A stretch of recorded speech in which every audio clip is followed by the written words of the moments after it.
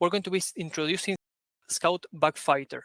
After many years of performing security audits and blockchain development in CoinFabric, we decided to make this contribution to the Inc. ecosystem, sharing our knowledge on best practices on vulnerability detection so that not only auditors can applying them as developers in ensuring these practices are enforced, but so that also developers can start applying them during development. In 2023 alone, over $1.8 billion have been lost due to crypto hacks and scams. Currently, the prevalent solution to this problem are manual audits, but it has many downsides. These are very expensive, they are time-consuming, and they usually happen at the end of the development lifecycle. This is why at CoinFabric we know this problem firsthand. After having performed over 200 audits, we see that teams repeat the same problems over and over again. This is the inspiration behind Scout. We decided to make Scout in order to assist developers during development. Scout is a bug detection tool available for Inc. smart contracts. It assists developers and auditors and allows you to detect vulnerabilities and best practices deviations while you code. With this idea in mind, we first decided to analyze what other teams did in other ecosystems. The first step in the development of Scout was building a vulnerability map. That is, determining which are the most common vulnerabilities that exist in blockchain in general, and particularly in Inc. We started this work over 2 years ago, and right now we have over 23 vulnerabilities for Scout in Inc. smart contracts. This incorporates some common vulnerabilities that you can see in other blockchains. It could be DOS or reentrancy or overflow checks, but it also includes some particular problems that we found while performing security audits in Inc.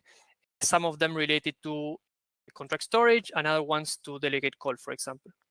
Overall, as we analyzed other products offering static analysis solutions in other blockchains, we observed that their main functionalities were tailored towards auditors throughout a command line interface. This was our first part of our development, and we created a command line interface that anyone can run on your project. But the issue with that, as we mentioned before, is something that lends itself to do at the end of the development lifecycle. It's not something intuitive to use while you're coding. So this is why we decided to focus on the developer and to bring the secure best practices to development. Our first step in this direction is providing a VS Code extension that allows you to spot vulnerabilities as you code, offering as well recommendations on how to fix these vulnerabilities. Looking forward, we're going to provide a GitHub action that will allow teams to incorporate Scout into their workflows, allowing them to perform a security review with Scout with every pull request. We hope that this way, we will allow the whole community to benefit from Scout, and that every update in smart contracts in GitHub will have a security review behind of it. So how does Scout work? We built Scout on top of Dylint. This is a linter that interfaces with the Rust compiler, allowing to access the higher level intermediate representation and the mid-level intermediate representation. This way, with the particular things about Dylint created by Trilobits, is that it allows us to create a dynamic set of lints that can be added to the tool easily. These lints are basically our detectors. They are files that run on compilation. Depending on whether the linter runs before or after macro expansion, we call these types of lints early lints or late lints. Some examples of detectors that are run before the macro expansion can be, for example, detectors for panic usage, unsafe usage of unwrap, or unsafe usage of expect. And some examples of detectors that run after macro expansion can be, for example, looking for weak usage of random numbers, overflow checks, or DOS vulnerabilities. Finally, more related with tainting, we have some detectors built around reentrancy and unprotected mapping operations. Following this pipeline, what Dylint allows us is to run a curated set of lints and to produce an output. After that, we worked a lot on making that output easy to read and easily available for developers doing their work. Building on top of that, we built a VS Code extension, a command line interface, and we also provide other output formats such as a JSON, HTML table, and Zarif compliant format. So let's take a look at the tool setup so that we can start working on examples. In order to set up Scout, you first need to install the command line interface. In order to do this, simply run cargo install cargo dilate link in order to install dilate, and then cargo install cargo Scout audit. Once you've done that, you will be able to run Scout with your command line interface on any downloaded repo, simply by running cargo Scout audit on your command line interface. Once you've done that, you can also add Scout VS Code extension. You can do this by installing Rust Analyzer and Scout Audit. First, let's do an overview of the different options offered by our command line interface. You can run Scout on a local repository. You can solicit a list of different options with help. These are the different options offered by the tool. You can also define on which cargo toml you're going to run Scout, filter for different detectors, which can be particularly useful if you're focused on one particular type of vulnerability, or exclude particular detectors as well. You can also list the available detectors and check which version of Scout you're using. And in case that you want a more precise explanation of the vulnerabilities detected, you can use Cargo Scout Audit, which will show a more complete documentation on the vulnerability that you're detecting. Furthermore, you can add your own detectors to a local folder and run them with Scout as well. Again, this is one of the key aspects of dialing that we leverage with our development. Finally, we offer different output formats, as I mentioned, and you can redirect the output file to another directory. Okay, so let's try Scout with an example. I will stop sharing and we will be able to see it's working with its command line interface and VS Code extension. Can you start sharing, Facu? Yes. So to run it on the terminal, we can do cargo Scout Audit, and then just run it in this contract in particular. The contract will compile, and then it would show this output showing a few errors that are in this contract. This contract is not in the last version because it's old, an old version of a multi-sig contract. There appears to the cargo warnings because it runs with cargo check, unused imports, unused variables, all of that appears here too. And then the warnings from Scout, like DOS, among the operations, faulting checks on zero addresses, overflows, and so on. This is useful to look after the development, but during the development, running this command every time may be a little cumbersome. We use code extension that is already installed, and using Rust Analyzer, it already runs and marks the errors inside VS Code. If you mouse over it, it shows the error message for the specific error, like DOS, and here with overflow.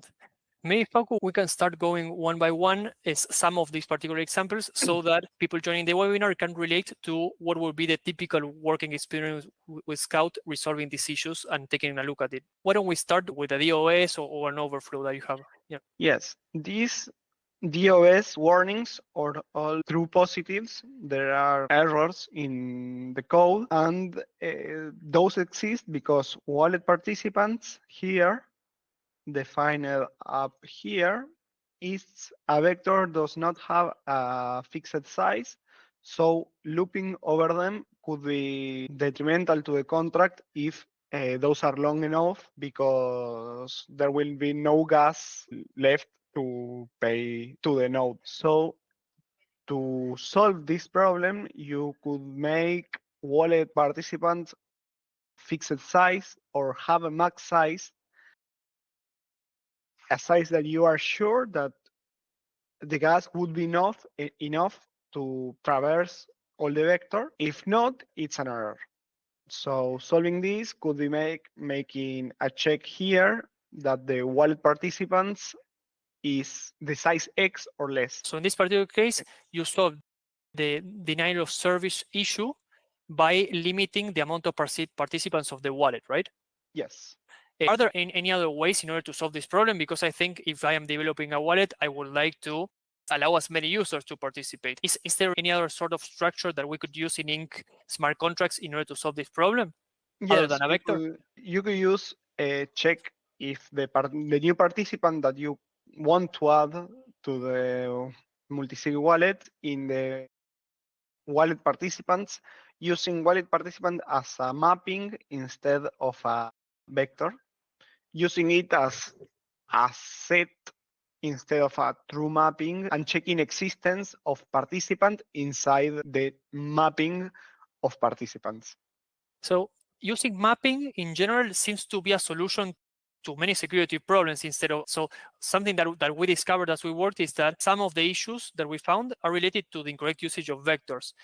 Yes. Are any other particular cases where something like this happens, that an incorrect usage of a vector or a mapping can lead to a vulnerability, or have you detected others in this?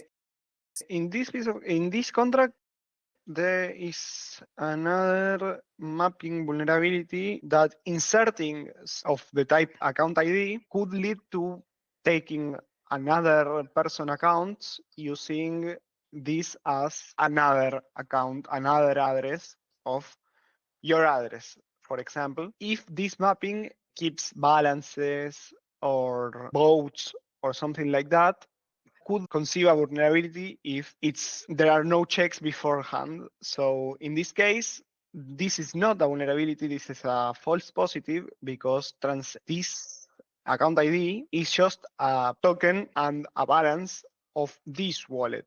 There are no other users. This is an internal list of tokens that the wallet has, but in the case of token pool that has account one and the balance, account two and the balance, it could make a problem if you can modify another user balance without allowances or admin checks.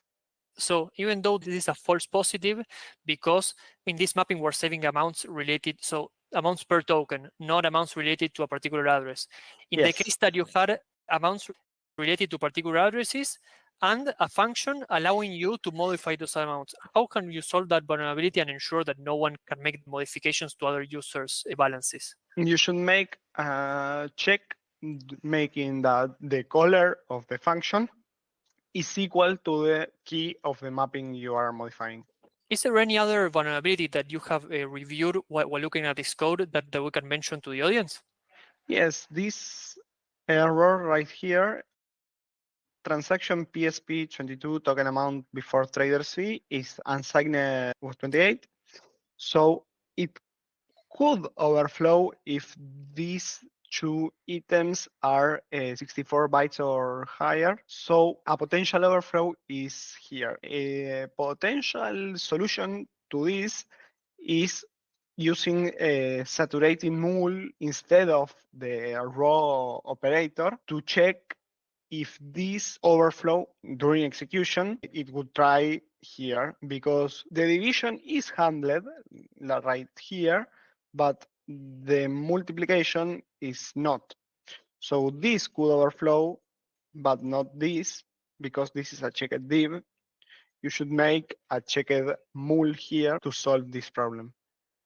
Another error in this contract is the error, talking generally, unwrap is not the best function to handle errors, because it would panic if trying to returns an error, unwrap will panic.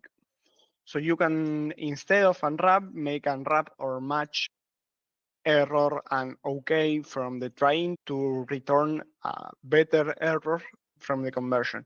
In this case, trying to will work every time because len is a number and this is only a coercion of types of numbers. So this is not a problem per se, but it could in another cases. I think that we have shown our users overall how you can use the VS Code extension to detect vulnerabilities as you work. Let me present how they can also contribute to the tool in order to make it grow and a better tool for everyone in the ecosystem. We have built Scout, and we made it an open source project because we want the whole community to be able to use it. But it's not only about using it, it's also about making it yours and contributing to it. With this webinar, we call for your contribution and for using it and for letting us know of any issues that you found in the tools so we can improve it. Furthermore, as you use, you may come across new types of vulnerabilities or tests or examples which can be added to the tool. In order to make a contribution, raise an issue in our repository and make a branch following our guidelines in the contribution section. Essentially, we will ask you, in the case that you want to add a new test case, to add a vulnerable and remediated example showing the issue that you want to present. In case you want to add a new detector, please take a look at our detector templates where you will see how to proceed if you want to perform detections before or after macro expansions. And in the case that you found a whole new vulnerability class that is not present in our documentation, please let us know also by raising an issue in our GitHub repository. Also, we're open to receiving any sorts of contributions or recommendations that you have on the tool, and you can do so by going to our website and an issue there. Closing this presentation, we wanted to thank our partners in the ecosystem. Thanks to the support of the Web3 Foundation grants and LS0 grants, we have been able to develop Scout for Inc. during the last year. And something that we also want to mention is the importance of sharing security results in the ecosystem. If you happen to perform an audit, it is crucial to share your results with others, of course, after performing the relevant fixes in your code. And this is why we want to also mention our participation in the Polkadot Assurance Legion. We're part of the Polkadot Assurance Legion, which is a legion of auditing teams in the Polkadot ecosystem. If you request an audit, either by CoinFabric or other teams in the Legion, you will receive an 80% discount by the Legion. And whether you request an audit by other team or others, we encourage you to share your audit results by making your audit report public. This way, we can help to add new vulnerability classes and detectors to our tool and share the knowledge on security with all the community in general. All right, we are reaching our time limit. If you have any further questions, please reach out to us through our GitHub repository or at our website at CoinFabric. Thank you very much for attending this call, and we'll continue doing more webinars on security and education about security in Rust-based blockchains, particularly in Inc. I hope to see you there. Thank you for coming to this presentation.